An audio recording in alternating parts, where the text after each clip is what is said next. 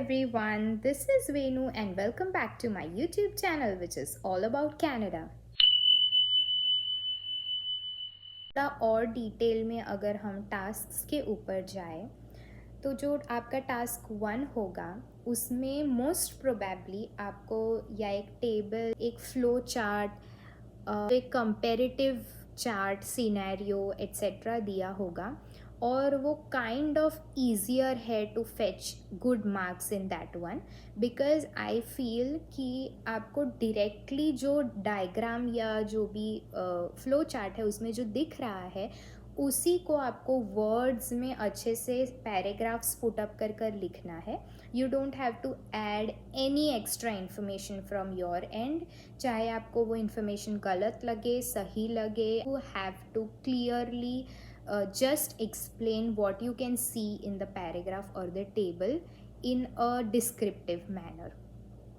Please make sure, that is my tip, कि whenever you start with your first write-up, आप दिमाग में ये चीज़ ध्यान में रखिए कि जो आपका मार्किंग सिस्टम है वो ऐसा है कि आपका जो टास्क 2 है उसमें आपको डबल मार्क्स मिलते हैं देन टास्क 1.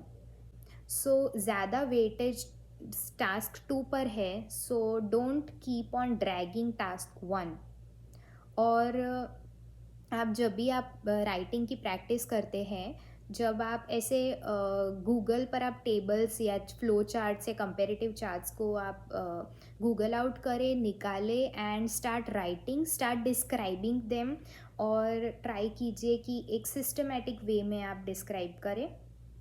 सो एक डायग्राम या फ्लो चार्ट को देखते हैं. Your first sentence should be कि what it have to start in the way that the table given in the question or the flow chart given in the question or the diagram given in the question depicts whatever, you know. So they are very clear कि आप understand कर पा रहे हैं ये क्या चीज़ है. Second important thing to mention it in your write up would be कि ये किन दो चीज़ों के बारे में कंपैरिजन किया गया है या ये डायग्राम किसके बारे में लिखना है. सेकंड पैराग्राफ में आप लिख सकते हैं कि लाइक जो सबसे छोटी वैल्यू है, जो सबसे लोएस्ट फिगर है, उसे डिस्क्राइब कीजिए अच्छे से, but do not add any extra information. Okay, complete आप जो अपना फर्स्ट डायग्राम या फ्लो चार्ट है उसे एक्सप्लेन करने के बाद and you have to always write in the last paragraph the summary of what you have explained in the entire text. So you have to describe, so that is the overall idea जो task type 1 में करना है. And my suggestion would be, even though at the max you can spend 20 minutes on that task, do not spend more than 15 minutes. और I would suggest कि जब आप second paragraph भी complete कर ले उसके लिए I think 30 minutes is enough. आप 30 मिनट्स से ज़्यादा टाइम स्पेंड ना करें. तो जो स्पेयर टाइम आपके पास बचता है उसमें please try to go through your paragraphs and go through your write-ups again, or please make sure that you have not made any spelling mistakes. कहीं कोई वर्ड्स मिस ना हुए हो. जो भी आप कन्वे करना चाह रहे हैं आपने अच्छे से लिखा है या नहीं, एक बार पूरा आपने जो लिखा है पढ़ लीजिए and make sure you are on the right track. क्योंकि कई बार ऐसा होता है बीच के आप शायद एंड द ऐसी चीज़ें आप मिस कर सकते हैं और इन चीज़ों को आप करेक्ट कर सकते हैं एट दी एंड अगर आपके पास स्पेयर टाइम है तो.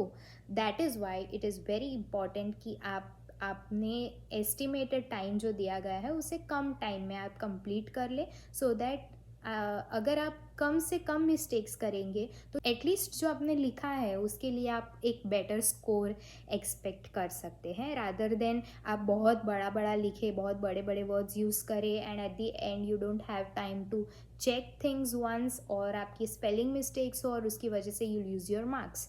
सो keep that in mind. Okay, important tip I wish to share with you guys is that जब आप प्रैक्टिस करें तो इस तरीके से करिए कि जैसे आपका पैराग्राफ 1 है उसके लिए सपोज 3 to 4 लाइन्स लिख रहे हैं तो आप एवरेज एक लाइन में कितने वर्ड्स लिखते हैं या कितना एक पैराग्राफ के वर्ड्स रखने चाहिए. जैसे if suppose for the first task it's 150 सो आपको अगर आप 4 पैराग्राफ्स करना चाहे 40 वर्ड्स इंक्लूड कीजिए। सो आपके लाइक 4 to 5 लाइन्स होंगे, सो पर line like about 8 to 9 words आप इंक्लूड कर सकते हैं, जिस जिस तरीके से आपकी हैंड राइटिंग है। सो उस तरीके से आप माइंड में रख के ही लिखिए, ताकि आप ओवर एक्सीड भी ना करें। तो हमारा सेकेंड टास्क जो है उसमें या एक क्वेश्चन होगा, एक स्टेटमेंट होगी, एक डिस्क्रिप्शन होगा, या एक kind of a debatable argument दी होगी जिसके ऊपर आपको अपना पॉइंट ऑफ व्यू देना है। सो इसमें देर इज़ अ मस्ट कि आप उसी चीज़ पे स्टिक ना रहे, आप उसे डिस्क्राइब कीजिए और एविडेंस या एग्जाम्पल दीजिए, ताकि उसके साथ कोई रिलेशन दिख सके। Give 2 to 3 examples, there is no issue. और एग्जाम्पल एक लाइन में कंप्लीट ना कीजिए, you can extend your paragraphs by explaining the examples too. One more tip that I want to give you, और मैंने देखा है कि बहुत सारे लोग एक मिस्टेक बहुत कॉमनली रिपीट करते हैं, specially in task type 2, is that अगर आपको एक स्टेटमेंट दिया गया है तो बहुत से लोग उसी स्टेटमेंट को वापस लिखते हैं, as the introduction of write up. आप इंट्रोडक्शन में वही सेम स्टेटमेंट लिखते हैं, then you start by giving your own point of view.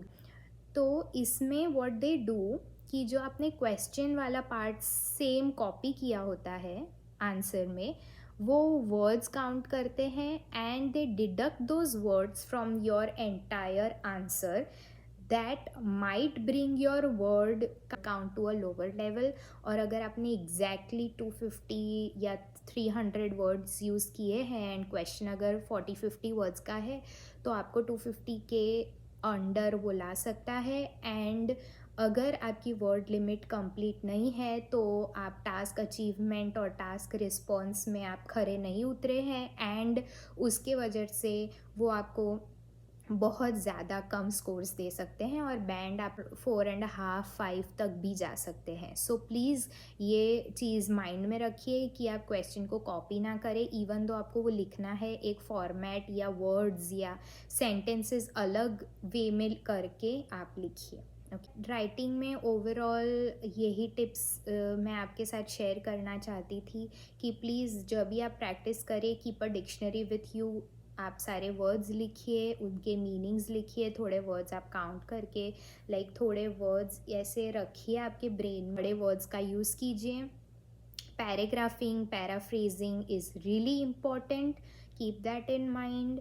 Keep your hand writings neat, clean and legible. की पैराग्राफ के बाद लाइक एक थोड़ी स्पेसिंग हो, ताकि आपको पता चले कि okay that's the second paragraph. तो इट क्रिएट्स एन इम्प्रेशन। आपका जो क्राइटेरिया है सबसे इम्पॉर्टेंट इज़ दैट कि आपका एग्जामिनर वो चीज़ पढ़े और देखते वक्त ही, इवन बिफोर रीडिंग, वो उसे अच्छी लगे, उसे वो they look forward to reading your script. Another important tip that I wanted to share is please read creative writings.